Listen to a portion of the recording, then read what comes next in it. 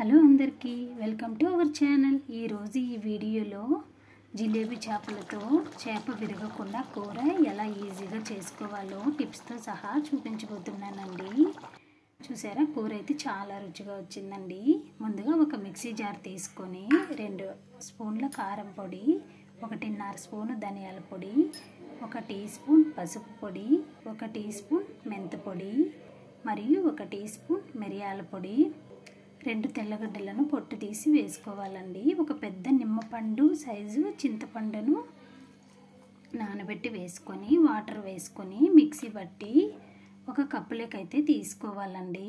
తర్వాత stove on చేసుకొని ఒక పెనం పెట్టుకొని పెనం వేడెక్కాక ఒక గరిటె ఆయిల్ వేసుకొని ఆయిల్ కొంచెం వేడెక్కిన తర్వాత 2 సన్నగా కట్ చేసుకున్నటువంటి ఉల్లిపాయలను వేసుకొని కొంచెం కలర్ చేంజ్ అయ్యాక కరివేపాకు కొద్దిగా వేసుకొని ఇలా గోల్డెన్ వీడియోలో చూపించిన విధంగా గోల్డెన్ బ్రౌన్ కలర్ వచ్చిన తర్వాత మనం మిక్సీ పట్టుకున్నటువంటి మసాలా పేస్ట్ అంతా వేసుకొని ఒకసారి బాగా కలుపుకోవాలండి।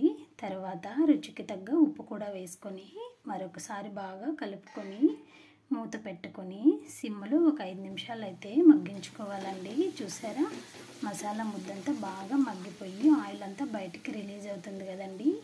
ఈ విధంగా ఉన్నప్పుడు మనకు కూరకు కావాల్సినటువంటి వాటర్ నేనైతే 1/2 లీటర్ వాటర్ తీసుకున్నానండి, సరిపోతుంది। తర్వాత 2గా కట్ చేసుకున్నటువంటి 4 పచ్చిమిర్చీలను వేసుకొని ఒకసారి కలిపి మూత పెట్టి ఒక 15 నిమిషాలు అయితే ఉడికించుకోవాలండి।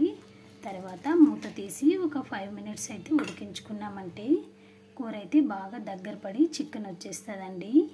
ఈ స్టేజ్లో ఉన్నప్పుడు మనం క్లీన్ చేసుకున్నటువంటి చేప ముక్కలను ఒకదాని తర్వాత ఒకటి వేసుకొని ఆ పులుసును గరిటెతో ఒకసారి చేపల మీద అంతా ఒకసారి అలా పోసుకోవాలండి। ఈ విధంగా పోసుకొని మనం పెనంతోనే ఒకసారి అలా కలుపుకొని మూత పెట్టుకొని ఒక 10 నిమిషాలు మగ్గించుకోవాలండి। చూసారా ఎలా ఉడుకుతున్నదో చేపలు। ఆ తర్వాత ఇంకొక 5 మినిట్స్ అయితే అలా సిమ్లో పెట్టుకొని ఉడికించుకున్నామంటే చేపల కూర అయితే రెడీ అయిపోతుంది ఫ్రెండ్స్। చాలా రుచిగా వచ్చింది కూర అయితే।